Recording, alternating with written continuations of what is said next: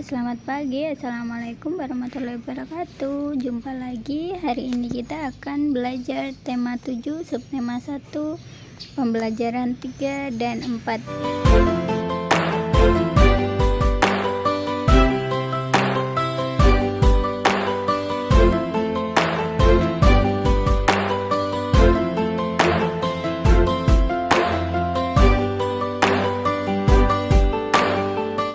Anak-anak, tahukah kalian gambar apakah ini? Iya, benar sekali. Ini adalah gambar dari peta Indonesia. Nah, sekarang coba kalian perhatikan ya. Di sini ada gambar dan bentukan-bentukan yang berwarna hijau, kemudian ada yang hijau muda, ada warna kuning, juga ada warna merah. Nah, ini menunjukkan daerah atau wilayah kepulauan anak-anak, wilayah daratan yang ada di Indonesia. Ada banyak sekali ya. Di sini ada Pulau Sumatera, kemudian ada Pulau Jawa, Pulau Kalimantan, Sulawesi, Bali, Papua, dan lain sebagainya. Nah, yang warna hijau kecil-kecil ini juga merupakan pulau anak-anak. Karena ini terlihat di peta, jadi terlihatnya sangat kecil. Nah, menurut kalian jarak antar pulau jika dilihat dari peta ini jauh atau dekat? Jika kita melihat dari gambar peta ini seperti dekat ya anak-anak, tapi sebenarnya jaraknya sangat jauh. Jadi antara satu pulau ke pulau yang lain, kita menyeberangi laut atau daerah perairan. Nah, jadi yang warna biru ini merupakan perairan atau laut. Nah, dari pulau-pulau ini kira-kira kondisi penduduknya seperti apa ya? Apakah sama semua ataukah berbeda-beda? Kemarin anak-anak sudah belajar bahwa di Indonesia terdapat banyak sekali suku bangsa. Nah, contohnya seperti suku Asmat dan suku Dani dari daerah Papua, kemudian ada suku Tengger dari daerah Jawa Timur. Adakah hubungannya dengan kondisi wilayah Indonesia? Nah, mari kita pelajari lebih lanjut. Di Indonesia ada banyak keragaman, misalnya suku bangsa, bahasa, agama, dan juga budaya. Banyak faktor yang dapat menyebabkan terjadinya keragaman dalam masyarakat di Indonesia. Beberapa faktor yang dimaksud antara lain yang pertama adalah letak strategis wilayah Indonesia.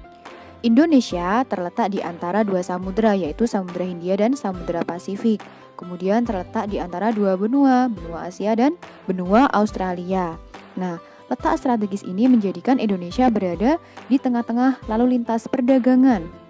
Nah, jadi para pedagang yang melintasi di Indonesia, mereka ada yang datang kemudian menyebarkan agama, adat istiadat, kebudayaan, dan masih banyak lagi. Berikutnya, kondisi negara kepulauan. Jadi di Indonesia ada banyak sekali pulau seperti pada peta tadi ya anak-anak. Nah, kurang lebih ada 13.466 pulau di Indonesia.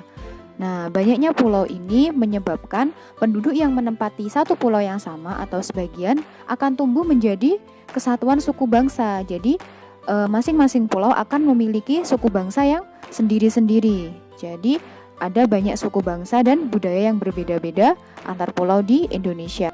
Faktor selanjutnya adalah perbedaan kondisi alam. Nah, jadi karena negara Indonesia ini sangat luas dan tiap-tiap pulaunya juga dibatasi oleh lautan, jadi setiap daerah itu memiliki cara tersendiri untuk menyesuaikan dengan kondisi alamnya. Misalnya di daerah pegunungan. Nah, di daerah pegunungan, masyarakat akan memilih mata pencaharian atau bekerja yang berkaitan dengan alam pegunungan. Contohnya sebagai peternak atau petani sayur. Sedangkan masyarakat yang tinggal di pantai akan lebih banyak memanfaatkan laut karena dekat dengan laut. Jadi ada banyak yang bekerja sebagai nelayan. Kemudian masyarakat yang tinggal di daerah kota, tidak mungkin kan untuk menjadi nelayan. Nah, masyarakat kota akan cenderung untuk membuka usaha, kemudian bekerja di kantor, ataupun bekerja di pabrik. Nah, di Indonesia sendiri, ini disebut sebagai negara vulkanis anak-anak. Kenapa? Karena di Indonesia ada banyak pegunungan, baik gunung berapi maupun gunung yang bukan berapi. Berikutnya adalah keadaan transportasi dan komunikasi. Kemajuan dan keterbatasan sarana transportasi dan komunikasi dapat mempengaruhi perbedaan masyarakat. Nah, kemudian sarana transportasi dan komunikasi akan memudahkan masyarakat untuk berhubungan dengan orang lain. Sebaliknya, jika sarananya terbatas, akan menyulitkan masyarakat untuk berhubungan dan berkomunikasi dengan orang lain. Nah, kondisi seperti ini akan menyebabkan keragaman yang terjadi pada masyarakat di Indonesia. Selanjutnya, tentang penerimaan masyarakat terhadap perubahan. Keterbukaan masyarakat terhadap suatu perubahan baru, baik yang datang dari dalam maupun luar masyarakat, akan membawa pengaruh terhadap perbedaan masyarakat. Misalnya di masyarakat perkotaan. Nah, biasanya masyarakat perkotaan ini lebih mudah untuk menerima orang asing atau budaya lain yang masuk. Sebaliknya, masyarakat yang ada di pedalaman biasanya sulit untuk menerima sesuatu yang baru. Mereka cenderung untuk mempertahankan budaya sendiri. Nah, anak-anak, itulah faktor-faktor yang menyebabkan terjadinya perbedaan dalam masyarakat Indonesia. Bagaimana dengan kondisi di daerah kalian? Faktor apa yang menyebabkan suku bangsa di daerah kalian berbeda dengan daerah lain? Bagaimana sikap kita terhadap keragaman suku bangsa di Indonesia? Nah, keragaman suku bangsa hendaknya menjadi kekayaan bangsa. Kita dapat menerima keragaman itu. Kita harus saling menghargai dan bekerja sama dengan semua suku bangsa yang ada di Indonesia. Dengan bekerja sama dan saling menghargai, kita akan hidup damai. Indonesia memiliki ribuan suku bangsa. Suku bangsa ini termasuk bagian dari keragaman yang ada di wilayah Indonesia. Ada banyak suku bangsa yang mendiami wilayah di Kepulauan Indonesia.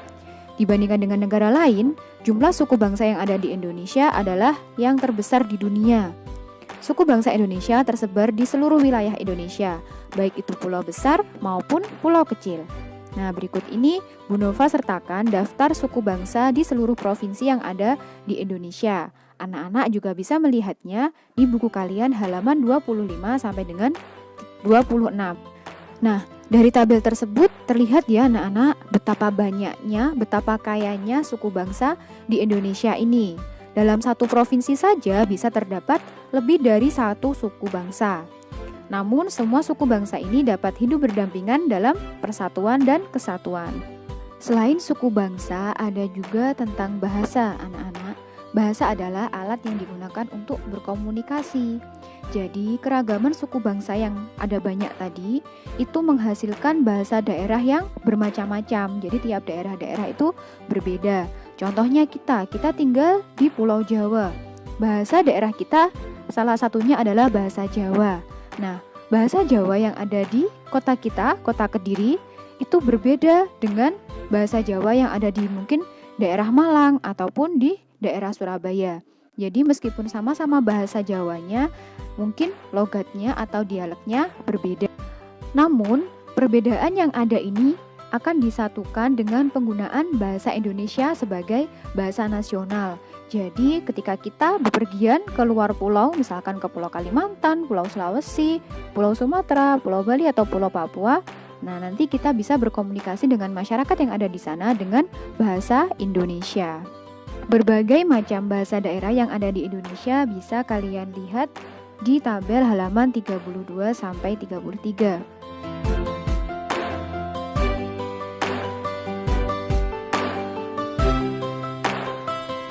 Anak-anak, bahasa daerah tersebut jika tidak kita lestarikan, maka lama-kelamaan akan terancam punah. Nah, jadi berikut ini ada beberapa sikap yang dapat kita lakukan untuk melestarikan bahasa daerah. Yang pertama, bangga saat menggunakan bahasa daerah. Jadi jangan malu kita sebagai orang Jawa untuk menggunakan bahasa Jawa. Kemudian, menghargai teman yang menggunakan bahasa daerahnya. Jadi mungkin logatnya sedikit berbeda, kita tetap harus menghargai, jangan diejek. Selanjutnya, mau mempelajari bahasa daerah lain. Nah, selain kita bangga dengan bahasa kita sendiri, kita boleh mempelajari bahasa dari daerah lain. Mungkin anak-anak tertarik untuk belajar bahasa Sunda atau yang lainnya. Kemudian, tidak menghina bahasa dari daerah lain. Jadi kita harus saling menghormati dan menghargai. Semua perbedaan yang ada di antara kita, termasuk suku bangsa, bahasa, agama, dan budaya, dapat kita jadikan kekayaan atau keberagaman bangsa yang bisa membuat bangsa Indonesia ini kuat. Nah, berikut ini ada sikap persatuan dan kesatuan yang dapat kita lakukan. Yang pertama, kita mau berteman tanpa membeda-bedakan suku bangsa ataupun bahasa. Jadi kita berteman dengan semuanya.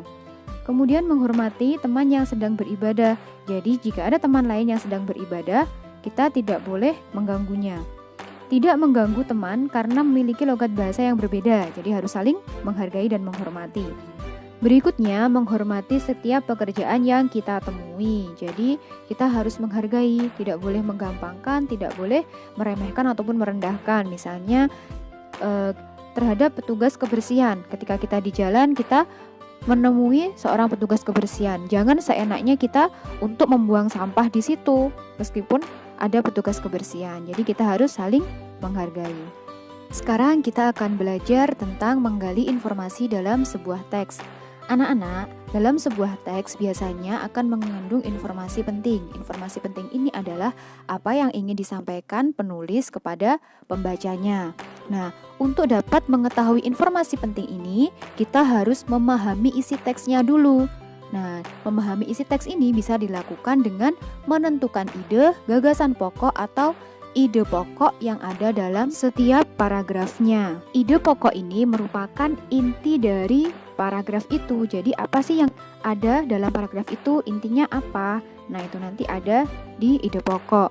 Biasanya ide pokok ini ada di awal, di akhir, ataupun awal dan akhir dalam sebuah paragraf.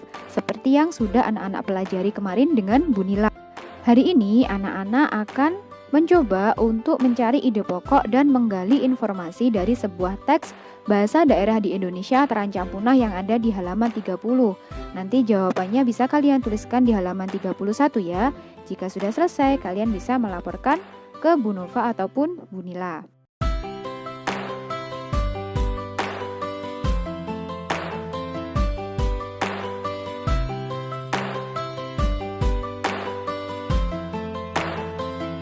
Baik anak-anak, sekian pembelajaran kita hari ini. Semoga bermanfaat. Wassalamualaikum warahmatullahi wabarakatuh.